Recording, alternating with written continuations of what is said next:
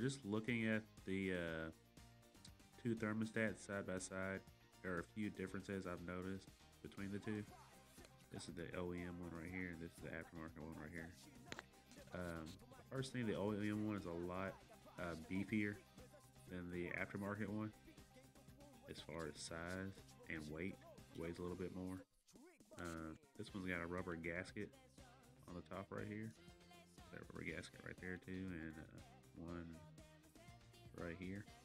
Whereas this one doesn't have any rubber gaskets anywhere. Not that I can see.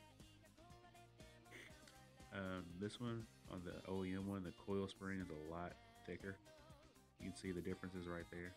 I mean, this one looks like, I don't know, looks pretty puny compared to the OEM one. The jiggle valve on the OEM one is a lot bigger. You can see right there, that's your jiggle valve, little brass piece right there. And here's the one on the aftermarket one. If you can see it, it's there, but it ain't that big. On the OEM one, it tells you the placement of where this jiggle valve used to be. If I can get that on camera, you can see where it says top right there. And it doesn't say that on here. And last but not least, the design on the top is different. This one's got the kind of three-prong thing going on, where this one's only got two across the top. So yeah, I don't know if that make a difference. Maybe they just gave me the wrong thermostat at AutoZone. I don't know. It could have happened. But we're gonna get this thing installed. Not that hard to do. Get started on it.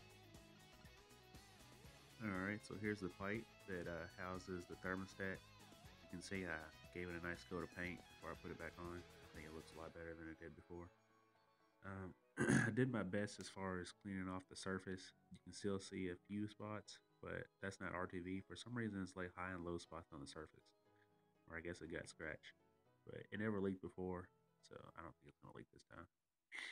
So what you're going to want to do is, when you're putting your RTV on, you just want to go underneath these bolts. Underneath, and underneath, and underneath. Just a nice continuous bead. So I'll put the camera down for a second, and I'm going to do that. Alright, so we got the RTV on there. Looks nice. I'm going to give this thing about 5 to 8 minutes to let it set for a little bit. Then we're going to go ahead and install it. Alright, so I did my best on cleaning that off right there. And I think I got it pretty good. It's just a little dirt on there that I need to maybe wipe off. But now we're going to go ahead and install the thermostat. I'm going to grab that, put the camera down for a second first. Alright, so one thing I'm going to make sure of when I install the thermostat is that this jiggle valve right here, that little brass piece you see, is installed on facing up, and it's on top. So when you install it, it just wants to sit in there just like that. That's how it should sit. But I don't know if I can do this with one hand holding the camera and one hand on the thermostat or not, but I'll try.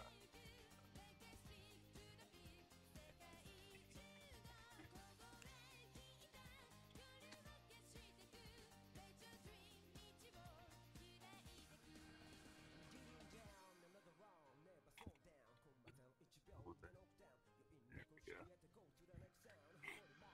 So there you can see the thermostat is installed.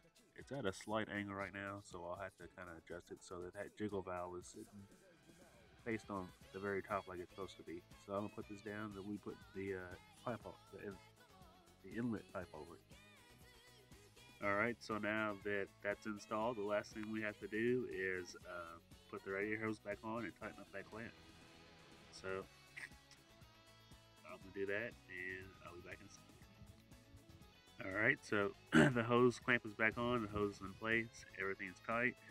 So that's the end of the job. So it wasn't that hard of a job, just a little bit of a tight spot to work in. Hope you guys enjoyed this video. Like, comment, subscribe. Until next time, I'll see y'all later. Thanks for watching.